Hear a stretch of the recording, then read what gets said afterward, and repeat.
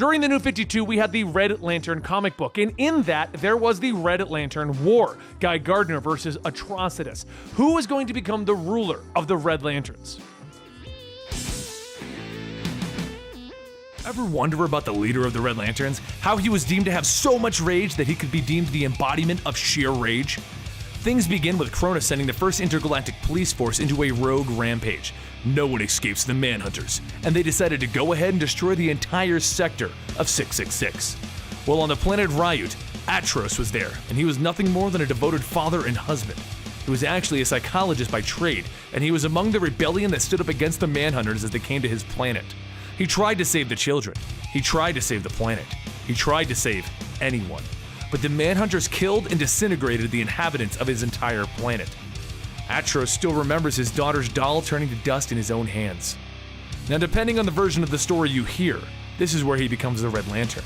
But that's the abridged version for the New 52. There is so much more to it than just that. You see, Atros didn't actually become a Red Lantern there. It just makes it easier to tell his story that way. What actually happened is Atros was one of the 5 survivors of the Sector 666 massacre, and the group formed up as a cabal known as the 5 Inversions, and they used the power of blood magic to try and get their revenge on the Guardians. Well, as a part of their blood magic, they were able to see into the future, and they were able to see the prophecy of the Blackest Night. This was the prophecy that stated that all life in the universe would eventually end. Using this knowledge of future events, they attacked the Guardians, but failed. As punishment, they were imprisoned on the planet Yasmolt for an unknown amount of time. And sometime later, after the Guardians had made the Green Lanterns, one of the greatest Green Lanterns, Abin-Sur, ended up on Yasmolt with the prisoners, where they informed him of the Blackest Night prophecy. He became obsessed with this knowledge and decided to research it himself by taking Atros, who was now going by the name ATROCITUS, with him to the supposed start of the Blackest Night prophecy, Earth. It was there that ATROCITUS got free and mortally wounded Abin-Sur, causing him to crash and pass his ring on to Hal Jordan. ATROCITUS then went on a rampage throughout all of Earth looking for William Hand, the future owner of the Black Ring. And he was going to succeed from a device that he created from dismantled guns, but the newest Green Lantern, Hal Jordan, and his trainer Sinestro came and stopped ATROCITUS before he could kill William Hand. ATROCITUS was then brought back to Yasmolt by Sinestro and Hal Jordan, where ATROCITUS decided to get his revenge against what he thought was the greatest Green Lantern, Sinestro. And through a series of rituals which used the rage, hatred, and anger of the entire destroyed sector to fuel the start of the Red Lantern Corps, he proceeded to beat the other 4 inversions to death to combine their blood magics into his new Red Lantern lamp. And this allowed him to become the first Red Lantern in the universe. He then used his blood magics and the knowledge of the prophecies to instill fear into the Guardians and become one of the greatest enemies of the Green Lantern Corps.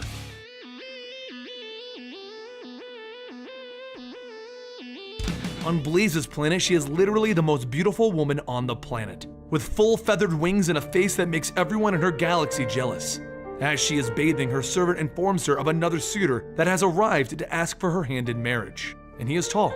But BLEEZ tells her servant to inform the suitor that she has no interest in a suitor who knows nothing of her but her face. The servant exclaims that her face is the most beautiful face in this system and 7 others. And she tells him she knows, but her face is not her. Your mother will be displeased, but I cannot argue. BLEEZ coldly tells him, of course you can't. You're my slave. She flies back to the castle where her mother is waiting to beg her to accept this suitor. She wishes to have a grandchild before she dies. But BLEEZ tells her again that she is not interested in any suitors. The suitor walks forward and blasts the queen with yellow energy, revealing the suitor to be a Yellow Lantern. He took BLEEZ to be his personal slave, and he brought her to his ship and tore off her wings. BLEEZ had never known slavery, nor had she thought much about it. But now, she knew the true cost of freedom, as the ship came under attack and she jumped out into open space. She was ready to die for her freedom, but the Yellow Lantern put a shield around her, not allowing it, telling her that she wasn't to die until he let her. As he forced her into a kiss, a red ring was coming through the sector, and it felt her rage growing. BLEEZ of Sector 33, you have great rage in your heart. And as he kissed her, she spewed napalm blood of the Red Lantern into his mouth. He died from that blood, and she was reborn as BLEEZ of the Red Lantern Corps.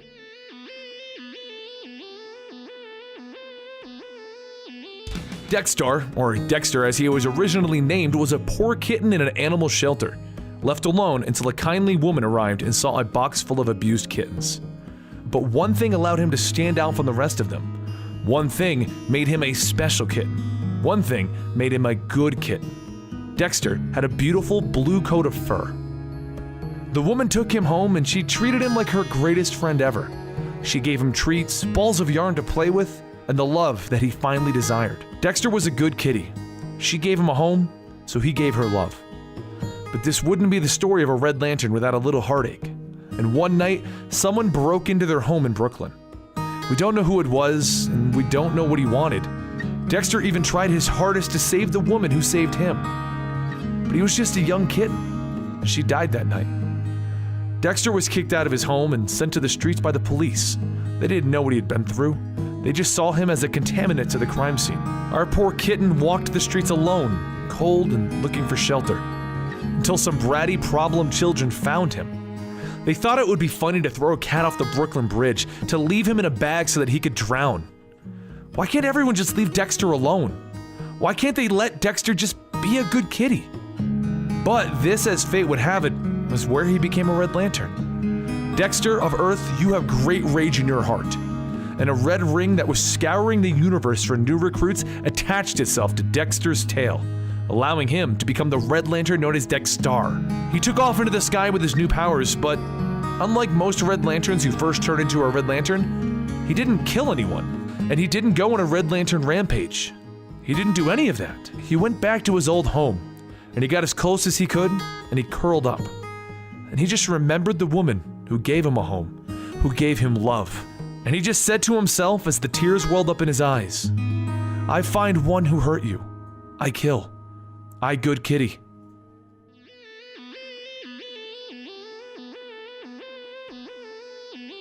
Guy's story begins at his sister's graduation. She had just graduated from the police academy and she was following in the family's footsteps, another gardener on the force. Her brother and her father were there, and her other brother, Guy, was sitting far away from the family. He didn't want to join the happy times because his father was there. You see, Guy and his father were at odds because Guy got himself kicked off of the force. He tried to come over eventually, hoping for the best, but his father just shunned Guy, once again stating that he had no intentions of making up with him. But his brother and his sister were still hopeful, so once his father left, Guy's brother handed him some tickets and said, bring Dad to the game tonight. You two need to make peace, and you need to put your best foot forward. Well, Guy didn't think it would work, but he decided to go ahead and make an effort. So that night he went to his father's house and he invited him to the game.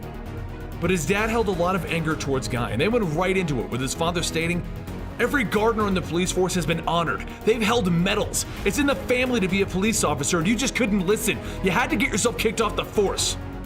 But Guy got defensive right away, stating that the reports were falsified, and how could his dad follow those reports and not listen to his own son? Sadly, his father had been drinking, and he just slumped over into a chair, stating he was a good cop, and he would follow the reports. And as his father passed out, Guy heard the police radio say, 2 officers down. And then he heard it, his brother's name. Well, it was only a few blocks away, and a gardener doesn't leave his family behind. So Guy hops on his motorcycle and he rides straight there, just as his brother is about to be shot in the face, and he jumps over the police car, landing on the criminals. Guy moves quickly, getting his brother into the cop car, and they speed out of there as quickly as they can. Both officers are bleeding out, and he just needs to get them to the hospital. If only he could go faster! And that's when it happens. A green power ring comes over, and it says, Guy Gardner, you have the ability to overcome great fear. Welcome to the Green Lantern Corps. And it slaps itself on his finger, and he just says, no way. The ring tells him he can do anything that he can imagine, so he imagines himself getting his brother to the hospital, and the ring makes it happen instantly. The next morning, his brother wakes up and he sees Guy floating over him, and he asks, so you're a Green Lantern now? And Guy just looks at the ring and he says, I don't know, but I'm definitely going to be better at this than the chump in the Justice League. And that's how Guy earned his green ring. Now you're probably wondering how he eventually got the red ring. Keep in mind, he has the green one in the stories that we're about to cover. His red ring comes much later in the stories, and that's why initially we weren't going to cover this for a bit. So eventually, Hal Jordan comes to lead the Green Lantern Corps. This is shortly after all of the battles and all of the wars have ended. Hal intercepted a transmission from ATROCITUS stating that he was going to build up his Red Lantern Corps for something. So Hal decides he needs an undercover agent. Well, Guy Gardner has held the red ring before, and with the Blue Lantern's help, they can remove the red ring. So Hal thinks that Guy would make a great undercover agent, and he asks him to go back in as a Red Lantern and fill him in on everything that's going on. He figures with the Red's numbers so low, ATROCITUS won't turn Guy away even if he was a Green Lantern. So, Guy agrees and he heads to Yalsmolt, where he finds the Reds right away. And he says, "The Greens are dead to me," and he asks ATROCITUS for a red ring. Well, ATROCITUS says, "Do you think of me as a fool?" And he buries Guy into a wall. But Guy is the one Green Lantern who is so full of rage that even ATROCITUS can't stop him, and he uses every ounce of his Green Ring's charge to completely obliterate ATROCITUS. He then leans over and he takes ATROCITUS' own ring off of his own hands, and he puts it on. DEX-STARR takes ATROCITUS and the two of them leave Yalsmolt as Guy declares, "I am done being a good guy." And that's how he came to lead the Red Lanterns.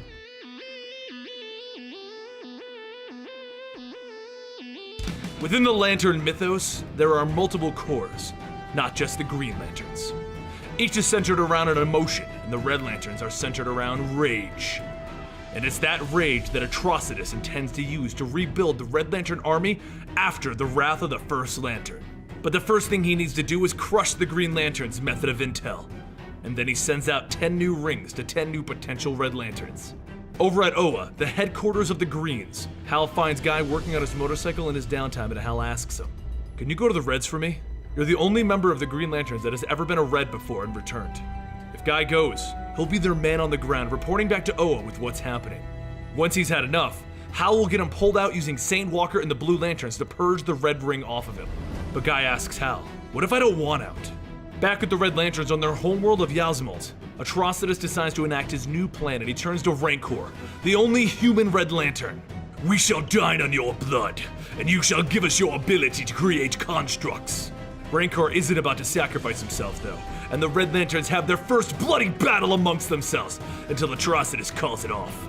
With Rancor bloody, ATROCITUS tells the Corps, "If Rancor isn't willing to sacrifice himself, then so be it, though his selfishness disgusts me." At that moment, Guy arrives for his duty, hovering over the Red Lanterns like the green beacon of willpower that he is. "ATROCITUS, I've come to join the Reds. The Green Lanterns have nothing for me." Ha! Fine, here's a map of OA and all the information on the Greens' defenses and their roster counts. Interesting. Do you think I am foolish, Guy Gardner? You arrive just as I finally get rid of the last of the infection the Green Lanterns have placed in my congregation. And then he bombards Guy Gardner with the blood magic of the Red Lanterns. But Guy Gardner, he's had enough, and he jumps at ATROCITUS, hitting him hard. He's tired of not being good enough. He's tired of being expendable. He's tired of being the last string. Gant had only picked him as a backup Green Lantern. Not good enough for prime time. Not good enough. As a copy washed out, he never made it. Not good enough. And Hal sent Guy here because he was expendable, disposable, not good enough. Using this rage, Guy Gardner hits ATROCITUS over and over, blood spraying all around them. And then he stands up and takes off his green ring. And he pulls ATROCITUS' red ring right off of his finger. ATROCITUS reverts to his former self without a heart as the red ring replaces his user's heart. DEX-STARR, the Space Kitty, quickly grabs ATROCITUS and he flees the area. But Guy Gardner, he's now filled with rage! He falls to his knees with blood pouring out of his eyes and his mouth, growling in horror. Seeing the situation that he is in, BLEEZ mentions that perhaps they should leave him like this. I mean, he just destroyed ATROCITUS. Then the Red Lanterns begin to argue about it, and while they're distracted, Rancor lifts Guy Gardner up using a construct, and he drops him into the Blood Lake. Everyone stops what they're doing, and they turn to the Blood Lake. Guy comes out screaming and gasping for air, while BLEEZ is fighting it out with Skylex over leadership. But as they finally resolve their fight, Guy turns to them. "Why does anyone need to be in control? There are 6 of us. That's more than enough for our democracy to work. Everyone throws in their idea and you all vote on the best one. It's not difficult. Now who's tired of this planet and sleeping on the ground?" The Red Lanterns all look at each other, and then they look at Guy, raising their hands. Good, then I have an idea. He takes them into space where they track down the cruiser ship, the Calvar. This ship is run by a monster named Barge. He's a space pirate, and the Greens have always wanted to take him down, but he avoided them. BLEEZ hears the word pirates and says, "Pirates? So whoever we find, we can kill?" Easy bleezy. Thus, the Red Lanterns begin mass murdering everyone on the ship. Napalm blood and red beams of fury burn holes in the crew and the ship. While he's tearing them apart, Guy manages to stumble across what they're smuggling. The corpses of a race of crystal people. Their bodies are worth money, so Barge has cut off their arms and legs and is transporting their bodies, just the core of their bodies. Guy storms onto the bridge of the ship, blood streaming from his mouth and his face, his eyes glowing red with rage, and he blasts Barge out of the ship and into space. He then takes a seat in the captain's chair with the vacuum of space sucking out all of the air off the bridge until Rancor walks in and makes a wall construct. Guy looks up at him. Is it me? Or did that feel great? Meanwhile, off in space, we find out how ATROCITUS isn't dead. DEX-STARR managed to lick up some of Rancor's blood and has gained the ability to make constructs, and he made ATROCITUS a new heart. ATROCITUS fully intends to come back for his revenge, but first, he'll need to find one of those 10 rings that he sent off into space. Guy and the Red Lanterns take their new home to Yasmalt, where Guy parks it and he starts to learn the Red Lanterns aren't all bad. They have hobbies and interests outside of massive rage. ATROCITUS has always just kept them on short leashes. So Guy takes off for space and he uses the last of his Green Ring's power to call Hal. Hal, I want out. The Reds aren't a threat because I killed ATROCITUS with my bare hands, and I killed a space pirate named Barge. Hal tells him that he'll send St. Walker to purge Guy, just hold on. But later on, Hal calls Guy back to tell him, the Blue Lanterns are gone. Their lantern has been destroyed. A being named Relic is going around sucking all of the light out of all of the cores, and he's already destroyed Oa. For this period of the storyline, the Red Lanterns went off to help the rest of the cores defeat Relic in the event Lights Out. We'll link the video now because we did a whole video on the event Lights Out, and we're gonna go to what happens afterwards. In return for helping the other cores defeat Relic, Guy brokered a deal with Hal. The Red Lanterns are now the new police force for Sector 2814, the sector that Earth is in. So after everything is over and the Reds head back to their ship, now floating in their new sector, they start dumping various drinks down Zillis Zox's throat, while Guy is trying to devise a way for the sector to be aware that there's a new sheriff in town, a new boss, and the Greens are gone. While he's debating this, our quiet Red Lantern Ratchet is trying to keep his ring on his finger. It's not time, he says, as the ring tries to leave. He then walks out and turns to the group. I have an idea. One that will definitely let people know who we are. There is a villain known as Field Marshal Gensai, and he's a leader of a planet called Korax, on the outer edge of his sector. He subjugated his populace, and he turned everyone into his follower or his slave. Once he's done with his planet, he moved off into space to use his slaves to build a Dyson Sphere, a device that steals all of the energy from the sun itself. He's trying to rob the Earth's sun. So the Red Lanterns decide, this'll make their name. They come up with a plan to have Rancor use his constructs to take the appearance of Barge, Gensai's friend, and they sneak everyone on board his ship. Once they're all on board and in their disguises, Gensai treats them to one hell of a party, while Zillis Zox stays on the ship trying to get it working properly again. Everything seems to be going fine until Gensai leads them to a room where Barge is already standing. It turns out, Guy didn't kill him as good as he thought he did. Immediately, they have the entire army of Gensai on them, trying to kill them, with laser fire coming from all sides. Rancor pops up a construct shield as quickly as he can, and they appear to be winning, until they get blasted with a weird blue light that basically drugs them. Scalix tells everyone not to breathe, this mist must be a chemical attack. Or, go ahead and breathe, it's probably fine. The whole crew lands on the ground softly, and Ratchet goes, no, I won't let you hurt my... But Guy cuts him off. Calm down, Ratchet. You're always so intense. Just chill out. Ride the wave. All 5 of them get put into cuffs and carried off with the blue beams keeping them calm. Standing in front of a firing squad, Ratchet tries his best to apologize. He just wanted one last run. Meanwhile, up in space, Zillis Zox is dealing with his own problems as the Dyson Sphere is launching a full-scale blast at him in the ship, with everyone looking up in the sky saying, pretty. Ratchet uses everything within his power to break out of the bonds holding him and take all of the bullets into his tentacles as Gensai calls out fire. Ratchet then falls to the ground, and he tells his friend to look up as Zillis Zox has dodged the blast coming at the ship by overpowering the ship with Red Lantern energy, and he's coming straight at everyone, blasting them to free them from the blue light. Finally, coming to their senses, the entire group jumps in and straight out kills everyone in Gensai's army, including himself, when BLEEZ shoves her bone wings through him, murdering him. Once everyone is killed, Ratchet explains that he is a Red because in his society, his people are supposed to be separate and never work together. But he thought this was wrong and that they could work together. So in return for his thoughts, they mutilated him and they locked him away until the ring eventually found him. Being with the Red Lanterns has given him purpose and friends, and he hasn't felt this rage in a long time. The ring was already trying to leave him, and once it did, he would die.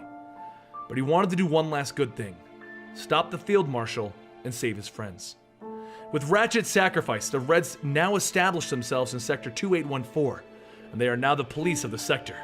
But across the galaxy, ATROCITUS has found a new Red Ring, and he's getting ready to take his revenge on Guy Gardner in the Red Lantern Civil War.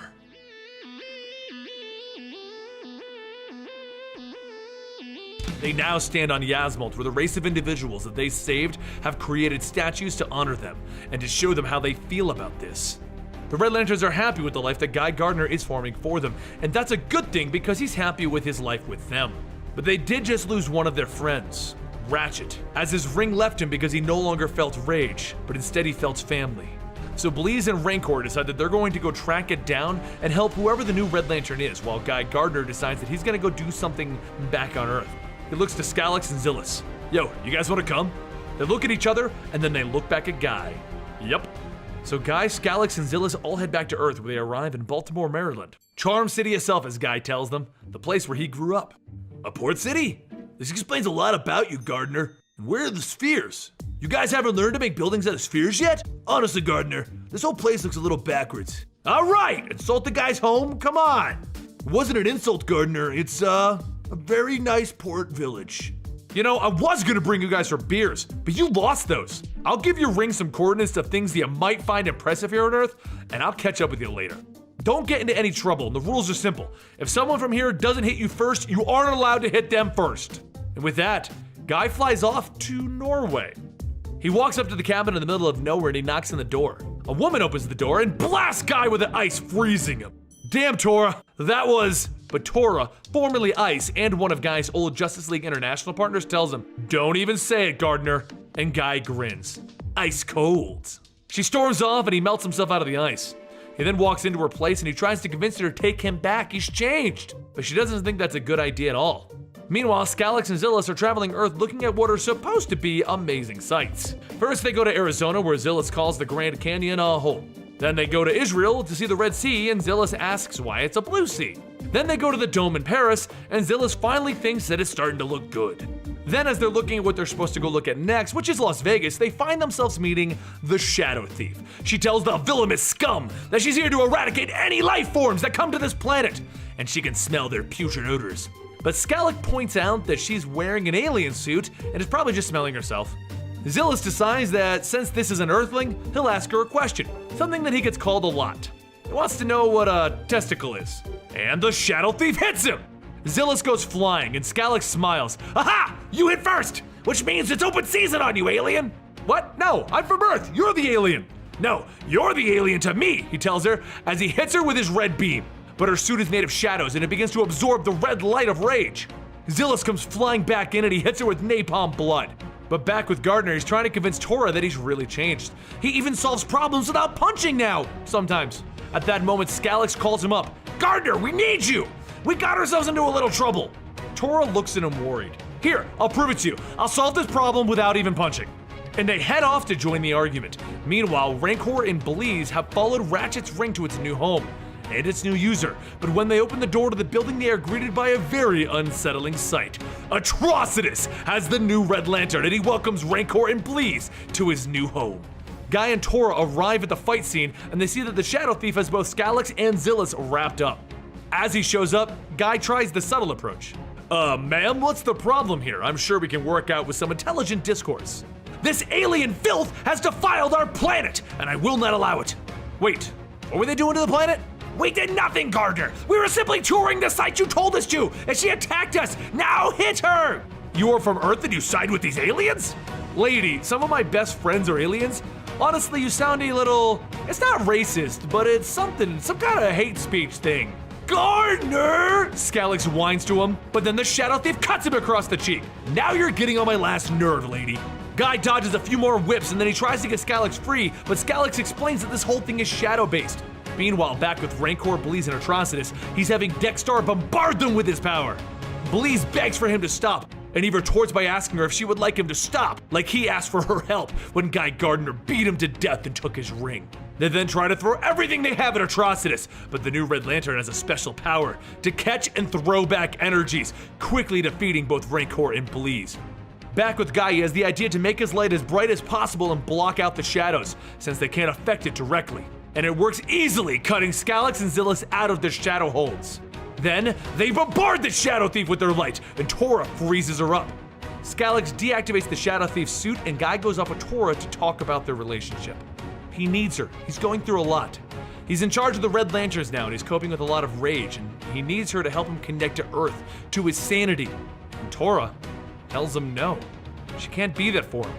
Regardless of how much he's changed, she doesn't feel the same. She doesn't want him back. So Guy, Skalix, and Zillus all go into space, where sadly, Guy is feeling his grip on humanity is slipping away. Overall, it's been a hell of a journey for him. But that's when they get a report that there are Green Lanterns next to the red power battery.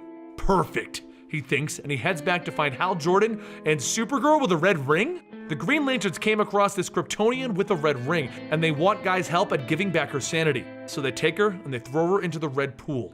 She rises from the red blood with her mind intact, and she explains that she is Kara Zor-El, cousin of Superman. And now, she is in the Red Lantern Corps. Guy Gardner looks at Hal and her. Oh great, I got Superman's cousin. Meanwhile, back with BLEEZ and Rancor, they have managed to escape Atrocitus. It's only temporary. They are injured and they will not survive. So Rancor tells BLEEZ to get the heck out of here. He'll protect her escape. BLEEZ asks him why he's doing this for her. They're Reds! It's not just for you, he explains. It's for all of us, Guy and the others. Someone has to warn them that the monster is back. She looks into his eyes. I won't forget this, and we will come back for you. I won't live that long. Just go, BLEEZ! She takes off into the sky as Rancor stands up to Atrocitus, and Atrocitus looks at him. Come forward, my son. It is time for your penance.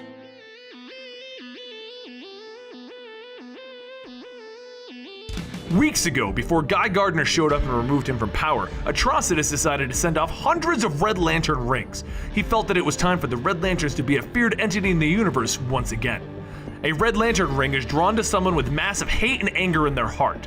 And Supergirl is finally fed up. After the planet Earth misunderstanding her, after killing her own lover to save the planet, after ensuring Krypton dies in a time travel storyline, and after finally understanding and then losing Superboy, she just can't take it anymore. She is most likely more powerful than her cousin, and all anyone ever wants to do is tell her, I understand, let me help. No one understands what she's been through, and it's only been weeks ago that she had an entire planet of her own people to herself. And poor Lobo has arrived at the worst time, and it looks like he can take her punishment. So she begins punching him through walls, and she just punches him around like a rag doll. She's just so angry, and no one will ever understand her. Her rage continues to grow as Lobo is trying to talk her down. But that's it. Supergirl has snapped, folks. But you know what the purpose of the Red Lantern ring is? To find those with immense rage in their heart and bestow the powers of the Red Lanterns onto them. Supergirl is now a Red Lantern. But there's a problem. You see, when the Red Lanterns are first made into Red Lanterns, they're mindless killing machines filled with napalm blood and a desire to see everything die. That is, before they get hit with the blood magic of the Red Lantern's blood pool. Well, Supergirl is on Earth, and there isn't a magical blood pool around here. But there is her one and only friend, Cybon. And Supergirl can't really help but feel like she wants to murder everything now. But don't worry, guys. While Supergirl is a monster now, Cybon is secretly the Silver Banshee. And the two friends go toe-to-toe, with the Silver Banshee not wanting to hurt Supergirl, but how can you stop a murderous Red Lantern who has gone mindless? Well, it turns out the Silver Banshee just isn't enough to contain Supergirl. But remember what I said at the start? Supergirl possibly has more power than even Superman since she's been rotating the sun for years. And somehow, she has the power to keep a small percentage of her sanity. She realizes that she's gonna kill her friend, so she redirects the hatred of the ring, and before anybody else can get hurt, she takes off at light speed going off-world. She goes farther and farther, not even sure where she's going, but now her rage is so far out of control, she just needs to get away from people. If she's near anybody, she doesn't know what she's gonna do. So if you're traveling through space as an evil Red Lantern full of rage, what do you think you'll come across? The Green Lantern Corps. Well, after being surprised by her arrival, they quickly knock her out and they secure her. Luckily, once Hal sees her, he realizes that she's Kryptonian, and since he knows Superman is a hero, he decides that he's gonna try and get her help and they bring her to the Red Lanterns since Guy is currently running them. Well, once they get there, they set her free so they can figure out what's going on with her, and they realize that that was a bad idea because it takes all of them to throw her into the blood pool. Once she absorbs the blood pool and she regains her sanity, she explains that her name is Kara Zor-El. Hal and Guy quickly realize that this is part of Superman's family. And how do you explain to the strongest man on Earth that his cousin has somehow gotten involved in the Lanterns' war? So Hal decides to leave Guy Gardner in charge of this and leaves Guy Gardner to take Supergirl back to Earth. Once they get there, Guy explains to Supergirl that the Reds now patrol the Earth sector after a deal he made with Hal a while back. But Guy Gardner decides that Supergirl is just going to be a distraction. So he decides to distract Supergirl so that he can break the news to Superman himself.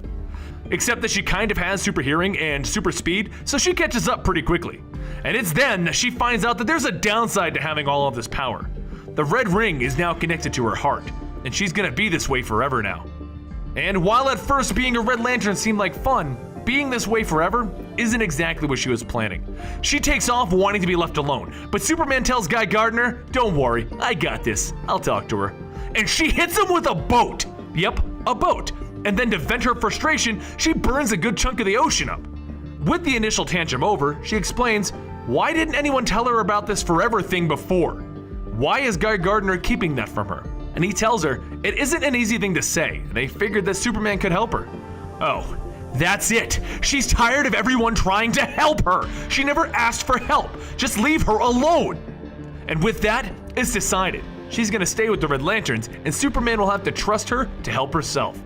This isn't the last time that Superman's gonna see her as a Red Lantern, though. At this point, she joins the Red Lanterns in their war against ATROCITUS and his Red Lanterns. That's a whole different story that she becomes a part of. But during it, she befriends BLEEZ and learns how to control herself a bit. She also learns that having strength just isn't enough. You also need brains and power. And she learns quite a bit with the Red Lanterns, but then we need to get back to an earlier character in the Supergirl storylines, the World Killers. These are the creations of Krypton that she fought early in the comic book history, and now they're looking for her. Well, eventually, Guy Gardner does the right thing. The Reds are about to go to war with themselves, and Guy Gardner doesn't think anyone is going to walk away from it. So, he kicks Supergirl out of the Red Lanterns, and he tells her that Mogo might be able to cure her. They have a tearful goodbye after everything that he's taught her. Now that she knows how to control her rage, she heads off to try and get this ring removed, but not before stopping by to see her cousin. You see, Superman during this whole time has been taken over by the Doomsday virus and is losing control to his own hatred, anger, and destruction. So who better to talk to him about how to control it than his Red Lantern cousin? After imparting a few words, she heads off, until she gets caught in a net by the World Killer's leader. He jumps right into a fight with her in space. So now we have a Red Lantern Supergirl, potentially the most powerful being in the universe, fighting against the World Killer leader in space. Does this beat Russian spacefarers from Hulk? Their fight gets super intense and they begin to fall into Earth's orbit when she blasts the World Killer and kills him? Well, not quite, as she discovers she killed his body. You see, this World Killer can move between its hosts and goes for the beings that are the most powerful on their planets. So why wouldn't he want to be on the most powerful being in the entire universe right now? Now, normally he wouldn't be able to take her over because she's just that strong. Except that recently, Earth was blasted with a kryptonite nuke and the entire atmosphere is now filled with kryptonite to weaken Super Doomsday, which is what forced him to go into space to begin with. So Supergirl is slowly falling into a kryptonite-filled Earth with a being trying to take over her body, and she just can't fight against him. The kryptonite in the air is getting too strong. No one wants to be around her, and removing this ring will kill her. That's it. She'll kill herself and kill the World Killer at the same time. It's the only thing that she can do to become worth something. She musters up just enough strength to hold the World Killer back, and she orders her ring to hyperjump her to the sun. She wants to remove the ring in the sun, killing herself and burning the World Killer up since the heat will kill his form if it's not in a host. But even though she kills herself, it didn't work. The World Killer survived, and now he's gonna take over Superman's body. I mean, he's hosting Doomsday right now. That should be some good power right there. But wait, what? Supergirl survived removing the red ring and she's back to normal at full power, and she uppercuts the World Killer and just throws him directly into the sun. How much power does she have? No one has ever removed a red ring. That's just impossible. And even she's thinking about that. But before we can explore what kind of power she actually has, she needs to get back to Earth.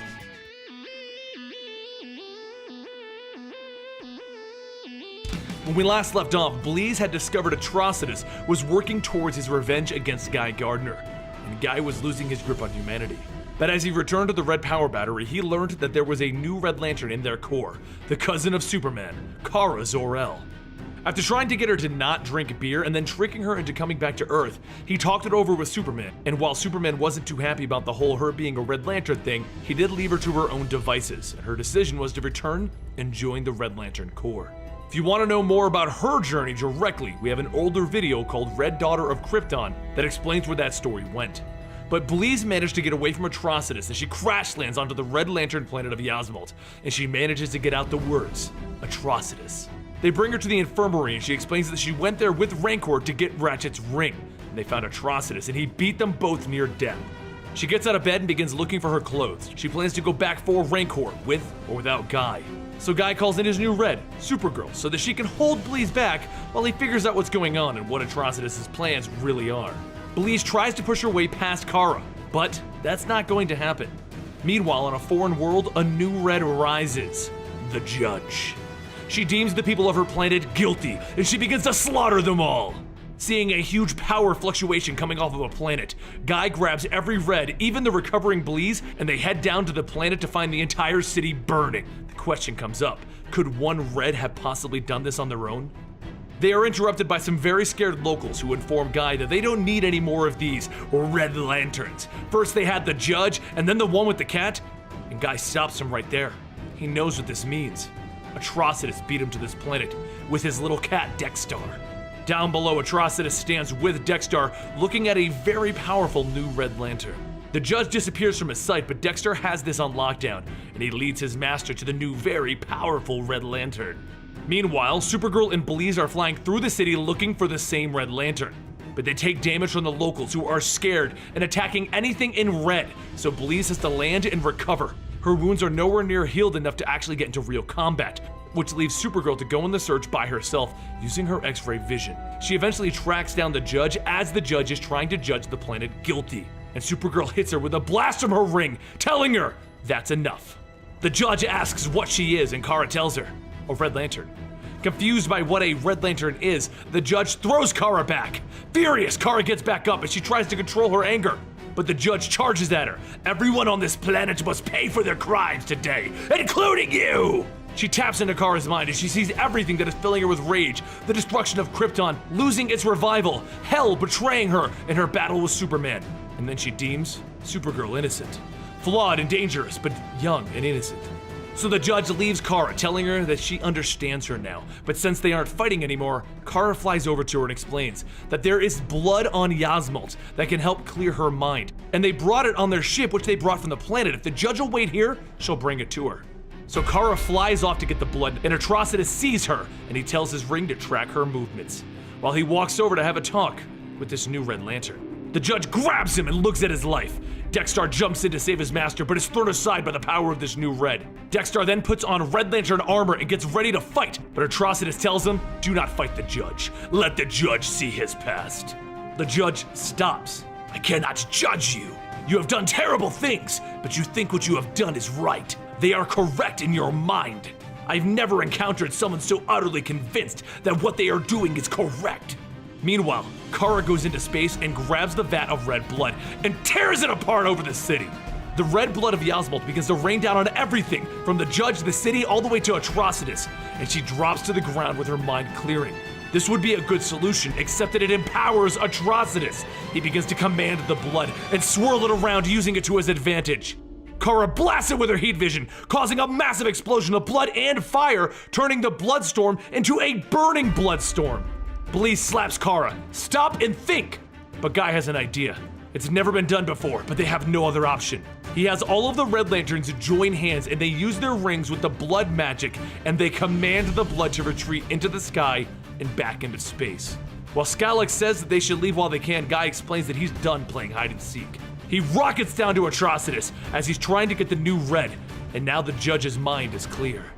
Guy commands the Reds to drop ATROCITUS and the cat, but ATROCITUS utters one word that causes everyone to pause. Rancor. He is now being handled by the vicious new Red that ATROCITUS recruited earlier, and he swears that if Guy lets him leave with the Judge, he'll return Rancor to them, by his blood oath. But the Judge tells him no. She wants to sit here and pass judgment on herself for her actions, whether or not this harms the one called Rancor. Guy looks glaringly at ATROCITUS. This is it then? You're declaring war on us? Not yet, Gardner. When I declare war, you'll know. Oh, the things I have planned for you, Gardner. You and anyone that stands with you. Worse than you have tried, buddy. And I'm still here, you bastard! I'm still here!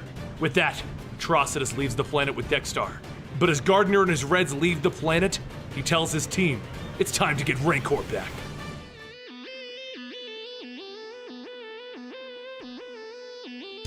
Guy's Reds, Skalix, BLEEZ, Zillus, and Supergirl have found where ATROCITUS is keeping Rancor, and they intend to get their man back. And the judges decided to go along to observe their action. They start their fight by blasting the surface of the planet with the lasers from their ship, and then they fly down to the cabin where BLEEZ left Rancor behind to suffer in her escape. Guy flies ahead of everyone and he finds Rancor chained up and feral. Meanwhile, ATROCITUS himself has gone back to Yasmalt, the home planet of the Reds, to find the statues of his own enemies. He tells his new band of Reds to tear down the statues while melting the face off of Guy's. But he tells them to leave Ratchet's. Ratchet deserved more than this. Guy and his team look in horror at the state of Rancor, and then BLEEZ frees him and he throws them all back. Rancor has been reverted to his mindless state, the state in which all Reds begin in when they are first born. Supergirl tackles him to the ground before he throws his constructs at her, smashing her head. And then Guy flies in, but Rancor lashes out at him with a scream. BLEEZ flies overhead and she tries to talk Rancor down, to ask him to find himself. And he looks up and laughs. So she grabs him and allows Zillus Zox to blast the two of them into the ground with everything that he has, stopping both BLEEZ and Rancor.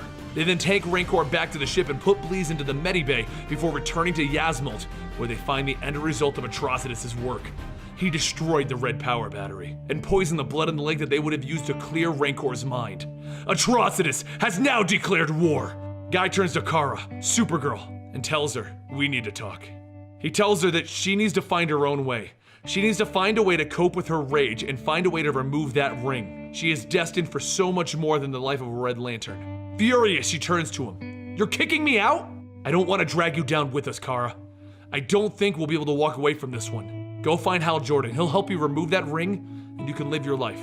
She looks at Guy sad. Who says I want to? Oh, kid, he says, giving her a big hug. Don't call me that.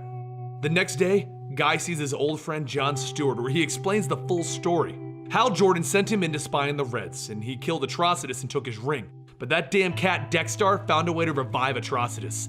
Now, he's declaring war on Guy and tearing apart everything that Guy has managed to build. He's tearing apart my people, John. At that moment, BLEEZ is desperately trying to find a way to turn Rancor back to normal. With the Blood Lake poisoned, there's no way to clear the madness of a Red. But back with John and Guy, John turns to him.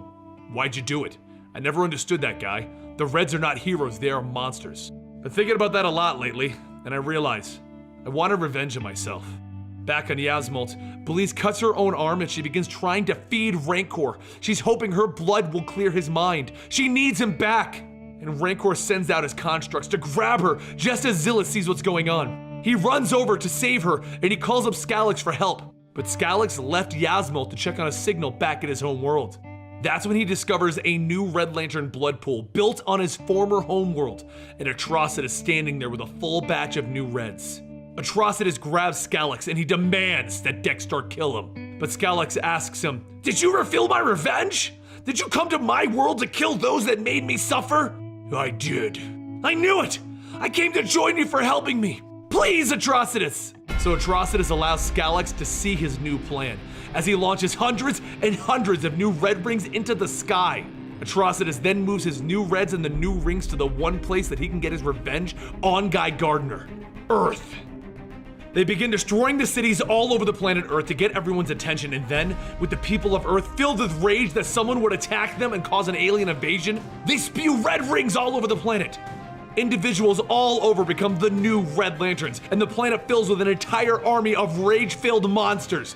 Getting reports that Earth is now turning into a haven of rage, Guy comes back trying to convince himself that he can do this. He can save Earth, while Skalix goes down to Earth to find the Shadow Thief. He may just love her after their last encounter.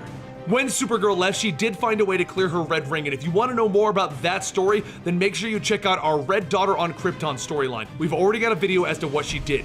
But she runs up to Guy and offers her help in this situation.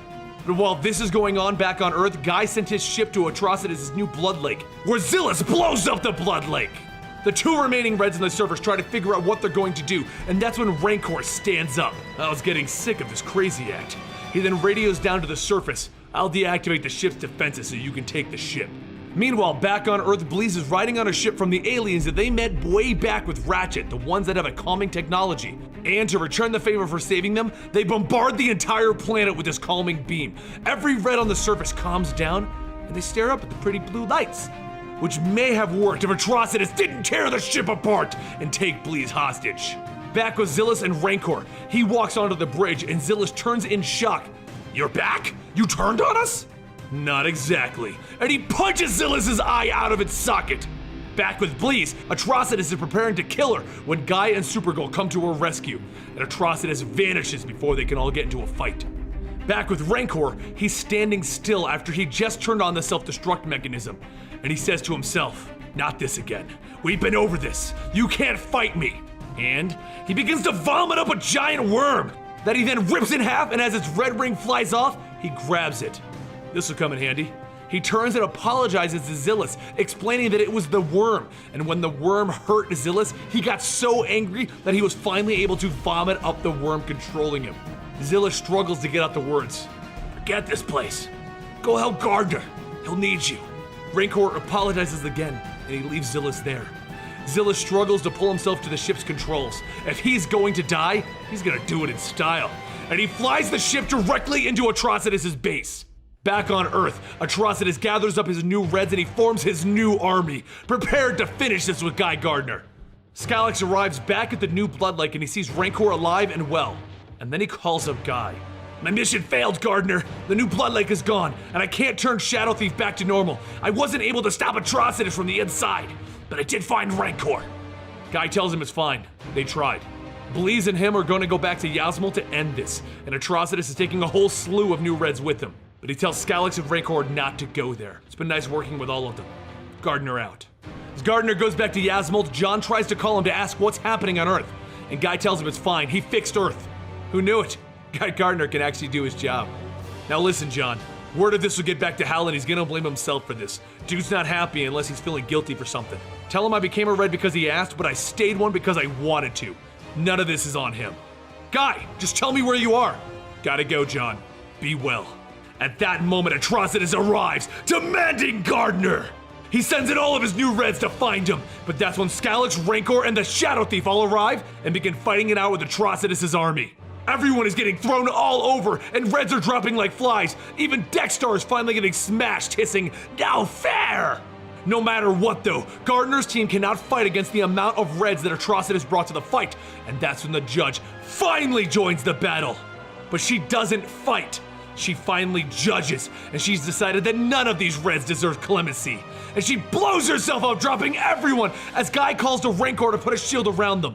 With the majority of enemy Reds dropped, Rancor and BLEEZ take the fight to the remaining Reds, while ATROCITUS finally jumps on Guy Gardner, bringing the fight directly to him. And Guy blasts him off! How many innocents did you hurt? Did you kill because you felt bad about yourself, ATROCITUS? Wah wah, Guy Gardner took my ring. I didn't steal it, you couldn't keep it. But I'll prove it to you. And Guy Gardner takes off his red ring. He takes off the ring that he stole from ATROCITUS. He hits the ground as a red ring replaces your heart, and ATROCITUS sees his victory. He exclaims, "Yes, yes!" as the ring begins to go back to him. But then, it stops, and it declares, Guy Gardner of Earth, you have great rage in your heart. But it's not the only ring. All of the rings in the area come to Guy Gardner. His hands fill up with red rings, and he looks at ATROCITUS, and he takes his new ring off his finger. ATROCITUS hits the ground panicking as his heart has now been removed. Yes, it's happening again. How many times do I have to do this to you before you just stop, ATROCITUS? But enough is enough. Guy Gardner then dumps the rings into a new power battery and a new Blood Lake. Rancor and BLEEZ fly over to him. That was beautiful, mate, but how'd you do it? Magic, I guess. The Reds are yours now. Do what you will with them. I'm going back to Earth to protect that while you guys guard the rest of Sector 2814. With that, Guy Gardner returns home to help clean up the mess that the army of Reds created on Earth. But he keeps his ring close to his chest, just in case he's needed. And he will be soon, along with everyone else, when the new gods arrive. And there you have it, today's full story. I hope you guys enjoyed, and don't forget to like, subscribe, and hit that notification bell right here on this channel, as it will only ever be receiving full stories from the other channel. And if you want to see the videos as they come out, make sure you go check out the Comicstorian main channel, where you get 5 days of videos a week. I'll see you next time.